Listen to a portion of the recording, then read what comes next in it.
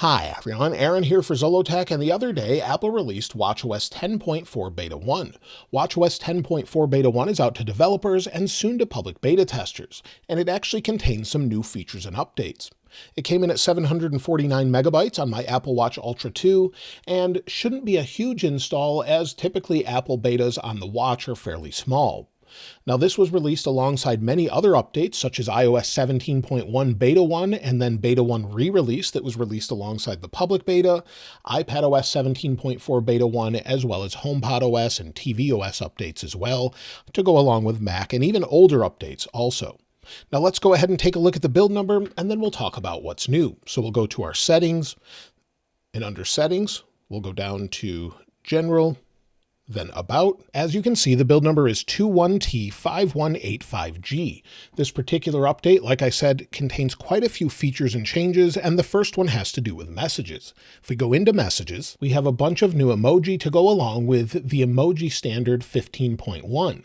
So you'll see we have a bunch of different people, such as people walking, people in a manual wheelchair facing right, and also in a motorized wheelchair facing right. We also have someone with a stick facing right, and these were also here before, but people were facing left. We have some family icon updates here as well, and then also some other ones such as a phoenix, a lime, a mushroom, as well as breaking a chain, nodding up and down, nodding left and right. So we have this along with all of the different skin tones you can choose for the other emoji as well.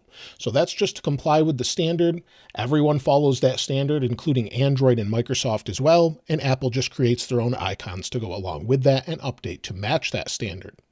Also, there's a new feature specifically for the Apple Watch Ultra 2 and Apple Watch Series 9 that gained double tap when you actually got the new watch. You could use that to activate different features across the OS, and there's a new update for that. So if we go down to General here, and if we scroll down further, you'll see we have gestures, and if we tap on double tap, and scroll down to the bottom, we have a new feature for Ignore Double Tap. This is when using Vision Pro. So if you want it to ignore the double tap gesture, which makes sense, using Apple Vision Pro, you'll typically tap your fingers together, and that's how you select something with your eyes and then selecting it with your fingers. It will ignore the double tap if you're using Apple Vision Pro, so you don't trigger that. Now, typically you do wear this on a non-dominant arm, so you probably won't be double tapping with it, but either way, you can disable it so it doesn't recognize that gesture now. Also, if we go back out and then go into our clock app here, or our timers, there's a new UI. It's been updated slightly where we have different timers, but the overall interface looks a little different, and that sort of goes along with the stopwatch update on iOS as well. So we have a new live activity I showed in a different video, but that goes along with it. So if we want to start a timer here, it doesn't really look too much different, but the overall interface has been updated and just refreshed. So maybe we'll see future changes with this. Again, we could start a different timer or whatever we'd like.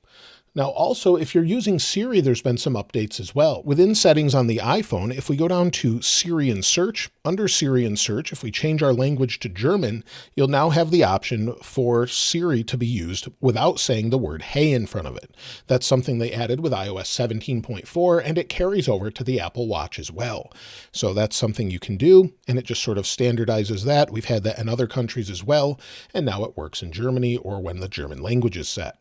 Additionally, Siri can read messages that are not in your primary language. You'll see here with messaging with Siri, if we have this selected, we can add maybe German, we can add Arabic, Danish, Dutch, Finnish, French, Hebrew, Turkish, Thai, Swedish, whatever we'd like. And if a message comes in that's not in our native language that we have set, I have mine set to English, and we have this selected, it will actually read it back in this language. So we have that option now, and that should work across Apple Watch as well. Now, many have asked me about sideloading since iOS 17.4, as I covered the other day, actually includes the feature for sideloading if you're in the European Union.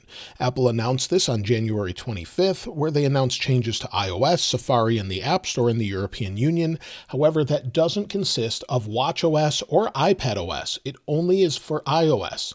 So Apple doesn't have to comply with any changes there, so no sideloading or third-party apps on an Apple Watch just yet, or an iPad, maybe in the future, but at this time they don't have any changes or any planned changes for that. And if you want to read about everything that someone has to do to comply with this, it's quite intensive, and also there's a lot of different things that Apple has put in the way to make this a little bit more difficult and more secure for users as well. So you can expect that a little bit later on. Now, as far as Apple's release notes, there's good news in the feedback app that Apple is updating this with more and more information this time around.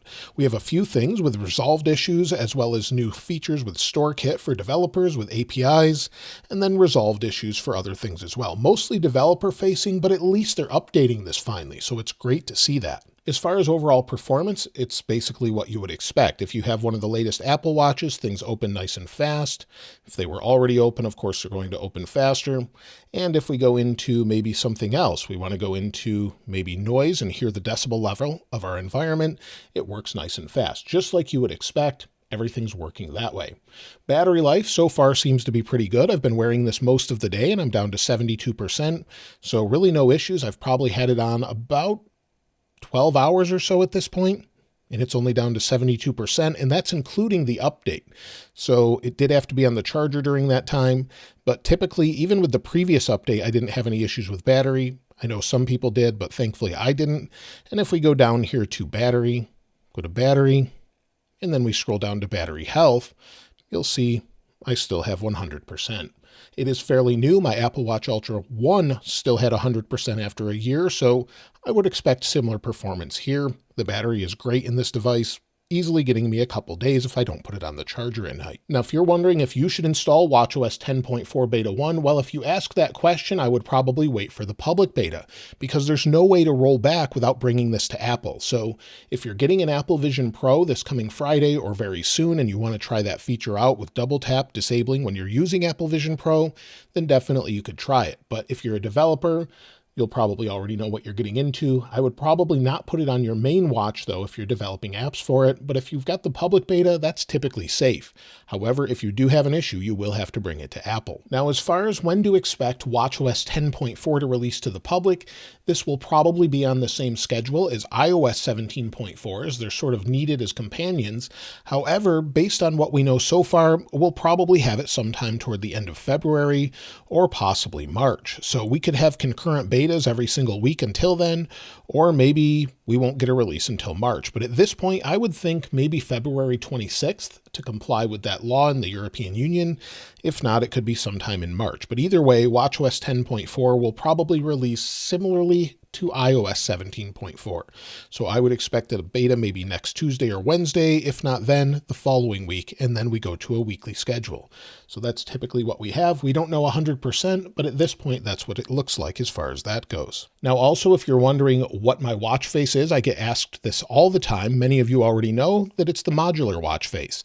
If we tap on edit, of course, I have pretty typical complications, but the one that's a little bit different is in the middle, and that's actually the app called Lumi. It's a paid app I paid for, and it tells you when sunrise is, golden hour, the best time to take photos typically, first light, and even moon updates and more. So if you want to set that up, it's available, but it's in the App Store on your Apple Watch. There's also one for the iPhone as well, but I think it just looks really great. And then, of course, our typical complications with music, compass, weather, and then messages, and then there's just the date and time.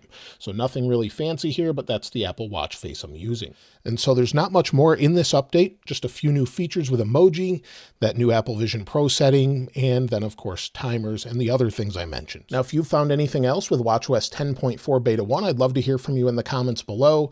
And of course, I'll link the wallpaper on my iPhone in the description like I normally do. If you haven't subscribed already, though, please subscribe. And if you enjoyed the video, please give it a like. As always, thanks for watching. This is Aaron. I'll see you next time.